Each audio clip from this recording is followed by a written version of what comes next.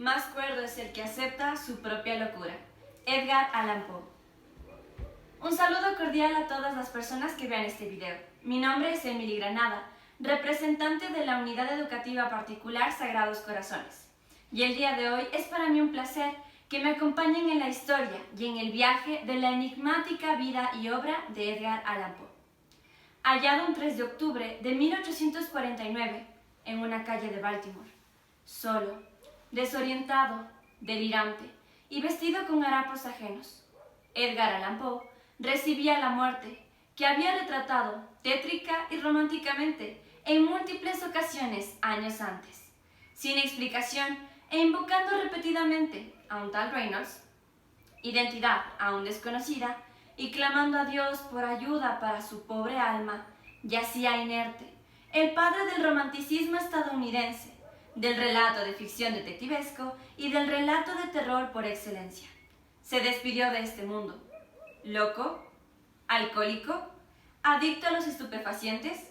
Fueron las preguntas que rodearon a su muerte y se convirtieron en un enigma que solo puede ser comparado con su magnífica literatura, el misticismo de sus personajes y la atmósfera macabra de sus narraciones. Es imposible separar el trabajo de Allan Poe de su tempestuosa y caótica vida, en la que él mismo pudo autorretratarse en sus cuentos y poemas para desenmascarar sus más profundas experiencias, deseos y miedos, dándole voz a su propia conciencia y a la mente humana, que con su pluma adquirió un nuevo matiz inexplorado hasta el momento por otros autores, donde desnuda y explora la espléndida complejidad de las ideas y las emociones. Poe nunca cuestionó los valores con los cuales fue educado: escepticismo ante el progreso y la democracia, exaltación de la mujer en su papel de esposa y madre, justificación de la esclavitud, idealización del feudalismo medieval y desprecio por el maquinismo. Para poder hacer un acercamiento a la producción literaria de Poe, es importante conocer los datos biográficos del autor, porque los eventos de su vida están íntimamente relacionados con sus obras. Edgar Allan Poe nació el 19 de enero de 1809 en Boston, Estados Unidos. Sus padres, Elizabeth Arnold Poe y David Poe, se dedicaban a la actuación del teatro itinerante. Tuvo dos hermanos, y a la edad de 2 años, su padre los abandonó, y poco tiempo después, su madre falleció de tuberculosis. Una de las obras en las que se hace referencia a la soledad de su niñez es Solo, un poema en el que se describe como alguien distinto a los demás niños. Desde el tiempo de mi niñez, no he sido como otros eran, no he visto como otros veían, y todo lo que quise, lo quise solo. El recuerdo del fallecimiento de su madre también lo atormenta y se refiere a él como a un demonio en su mente, un demonio que con los años lo angustió más y acentuó su desarraigo, su condición de soledad. Tiempo después, el niño fue acogido por una familia acaudalada, John Allan y su esposa. Por ello adoptó el nombre de Edgar Allan Poe. En el año de 1815 se radicaron en el Reino Unido, donde inició su formación académica. En el año de 1820 regresó a Estados Unidos y continuó sus estudios en centros académicos privados, destacando el interés por la literatura y escritura de poemas. Ingresa a la Universidad de Virginia. Sin embargo, fue expulsado en 1827 debido a su adicción al juego y a la bebida. Sin el apoyo económico de su familia adoptiva, viajó a Boston y es ahí donde publica su primera obra, Tamerlán y otros poemas. Esta obra tiene como personaje central a un hombre turco que abandona a su verdadero amor para construir un imperio, pero después está sumido en un profundo arrepentimiento. El autor representa a un ambicioso conquistador que abandona a su mujer amada y retorna al final para darse cuenta de lo fútil de sus conquistas. Posteriormente se enroló en el ejército, donde obtuvo un cargo en la Academia Militar West Point. Meses después fue juzgado en una corte marcial por desobediencia y finalmente fue despedido, por lo que tuvo que pasar hambre y dificultades económicas. Tal vez esta realidad fue la que el autor pondría en la piel del guerrero Tamerlán, preguntándose qué habría sido de él si hubiera tomado otras decisiones respecto a su vida. Luego se dedica a la crítica literaria de medios de prensa y vivió en varias ciudades como Baltimore, Filadelfia y Nueva York. El trasfondo y la inspiración de las obras de Edgar Allan Poe estarían directamente relacionados con vivencias personales, sus experiencias y los valores que le fueron inculcados desde la infancia. Poe se familiarizó con el folclore de las nodrizas y los criados negros, que apenas distinguían entre lo real y lo fantástico, lo ordinario y lo sobrenatural, los vivos y los muertos. Desde niño escuchaba historias sobre zombis, aparecidos y magia negra. En 1835 contrajo matrimonio con su prima, de apenas 13 años de edad, Virginia, y será en ese mismo año en donde publicará grandes obras, como Shadow, que está escrita desde el punto de vista del protagonista, Oinos. Al comienzo de la parábola, después de que Oinos hace un saludo a cada lector, le dice que había sido un año de terror y que se habían producido muchos signos, incluida la unión del planeta Júpiter con el anillo de Saturno. Esta obra puede ser definida como la expresión más noble y artística de la imaginación de Poe. Los elementos de esta rapsodia de tristeza son simples y masivos, los accesorios en perfecto estado. La emoción se mantiene en su tono inicial hasta la aparición de la sombra de las cortinas negras de la cámara. En este periodo, Poe incursionó en diversos géneros, como la ciencia ficción, con su obra La incomparable aventura de un tal Hans Pfaffel, que narra la vida de este personaje holandés de procedencia humilde. Remendador de fuelles, cansado de la vida que lleva, decide emprender una gran aventura lo más lejos posible de su infeliz matrimonio y de sus insistentes acreedores. Inspirado por un libro que encuentra por casualidad, construye un globo, lo equipa adecuadamente y comienza a ascender hacia la luna. Esta obra retrata un viaje extraordinario, que si bien está lejos de la realidad, no se trata de una fantasía, sino una narración que recoge probabilidades contemporáneas para el ser humano en ese momento. Hay quienes afirman que esta obra sería la inspiración que años después serviría para Julio Verne en el desarrollo de su obra De la Tierra a la Luna. Otro relato destacable es Berenice, una narración perturbadora e intrigante, que podría ser de igual forma una representación metafórica del matrimonio del autor con su prima Virginia. La obra trata sobre la vida de Egaeus, un hombre sombrío que vive en una mansión con su vivaz prima, Berenice. Egaeus tiene un fetiche monomaniaco por los dientes, y los de su prima son imposiblemente perfectos. Lamentablemente, se entera de que Berenice tiene una enfermedad degenerativa que podría quitarle la vida prematuramente. Entonces, le propone matrimonio y se comprometen. Una serie de eventos trágicos acompaña la narración, donde el protagonista considera a su pareja más como una curiosidad para estudiar antes que como un ser para amar. En la obra puede apreciarse la violencia y la conciencia atormentada de los personajes. Al momento de su publicación, Berenice fue objeto de muchísimas críticas, debido al escenario, al excesivo uso de violencia. Es por ello que Poe escribió versiones censuradas más adelante.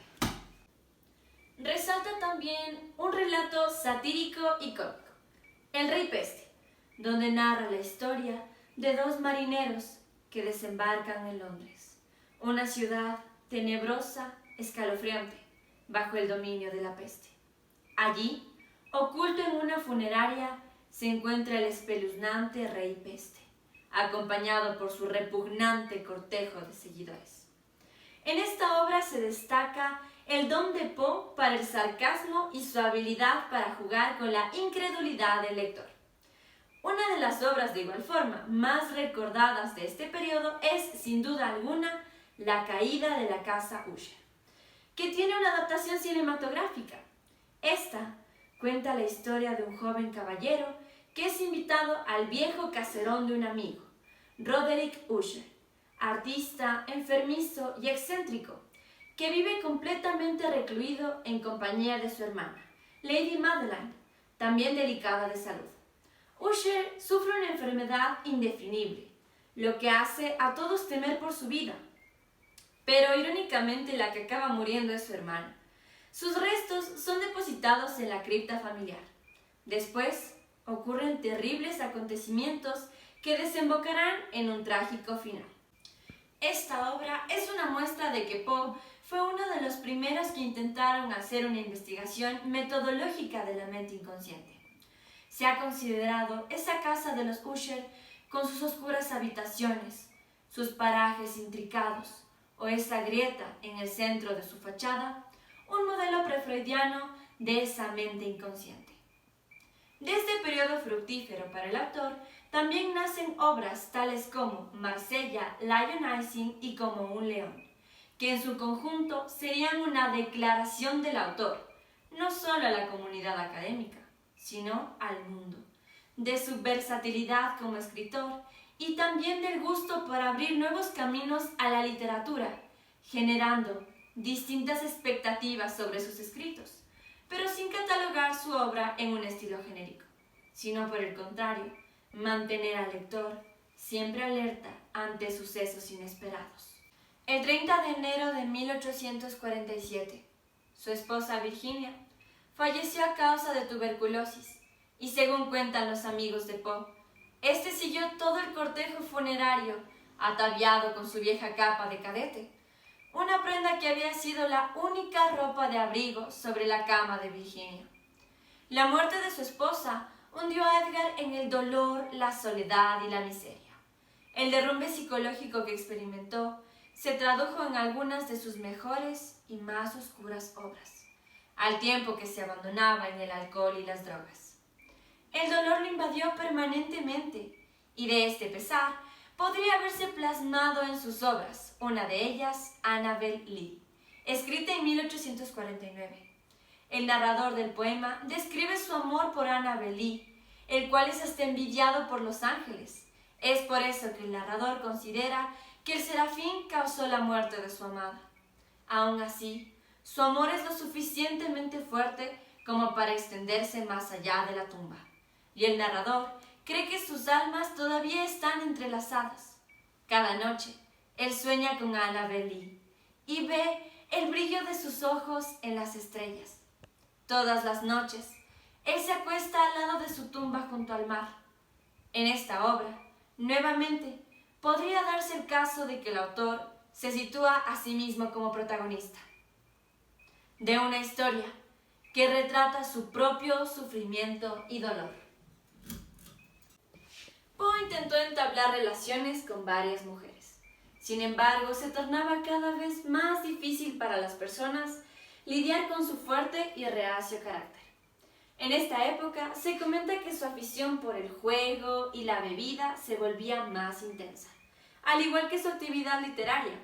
La inestabilidad de su personalidad y la falta de relaciones personales no limitaron su pasión por la escritura, pues en esta época justamente escribirá las obras con las que pasó a la historia de la literatura y es recordado hasta nuestros días. Los crímenes de la calle Morgue constituye una de las obras que marcaría el inicio de la novela policíaca y serviría de inspiración para relatos posteriores de autores como Sir Arthur Conan Doyle. Esta obra es considerada como el primer misterio de habitación cerrada, que reta al autor a resolver un enigma aparentemente irresoluble y planteado en un ámbito muy concreto y delimitado. Los temas del cuento son la brutalidad ciega y su oponente dialéctico, el raciocinio o en un nivel metafórico, las tinieblas y la luz. En este relato introduce las características de los protagonistas de la novela policial de los siglos XIX y XX. El goce de saber ver, el goce de saber deducir, el goce de la concentración. En 1843 hacen su aparición dos de sus obras más emblemáticas, El corazón delator y El gato negro, que presentan como característica principal los aires del romanticismo inglés, lo grotesco y gótico, que se encarnan en las perturbaciones, los crímenes, el instinto y la culpa que atormentan a los protagonistas de estas obras. El corazón delator, publicado en el año de 1843, es un relato donde el narrador intenta convencer al lector, y asimismo, de su cordura, afirmando constantemente que no está loco. Esto mientras relata de forma exacta y minuciosa los detalles del crimen que cometió. La víctima era un anciano con un ojo de buitre transparente, como lo llama el narrador, quien enfatiza el cálculo cuidadoso del asesinato y cómo esconde el cuerpo, desmembrándolo y dejándolo debajo de las tablas del piso. En última instancia, los sentimientos de culpa del narrador hacen que escuche un sonido de golpeteo que interpreta como el corazón palpitante del muerto y termina confesando el crimen. El gato negro es una narración que hace incursión en el estudio psicológico de la culpa, donde el protagonista comete actos cuestionables por una clara presencia de demencia sádica. Este es un cuento a manera de testamento. La narración resulta circular: una infancia feliz, un pacífico hogar, una mimada mascota. Son degradados por la violencia. Pero la perfección del engranaje se logra con la aparición de una nueva mascota, el nuevo acto de violencia, esta vez contra la mujer y la venganza que personifica al gato. La última obra a la que se hará referencia es El Cuervo, poema publicado en 1845, que era recitado por el mismo Poe con gran solemnidad. Este poema se trata de la visita misteriosa de un cuervo que le habla a un amante angustiado, trazando la caída lenta del hombre en la locura. El amante está atormentado por la pérdida de su amor, Leonor, y le cuestiona al cuervo constantemente, y éste solo le responde: nunca más. El narrador supone que la palabra nunca más es el único stock y almacén del cuervo, y sin embargo continúa haciéndole preguntas, sabiendo cuál será la respuesta. Sus preguntas, entonces, son deliberadamente autocríticas e incitan aún más al sentimiento de pérdida. Poe murió en 1849 a los 40 años de edad. Sobre la razón de su fallecimiento, hasta el día de hoy, se desconoce si se trató de un asesinato, de un intento de suicidio o simplemente de una desgracia del destino. Lo único cierto es que el autor, que creía en el amor más allá de la muerte, se dejó abrazar por ella eternamente con la osadía de siempre. A la muerte se le toma de frente con valor y después se le invita a una copa.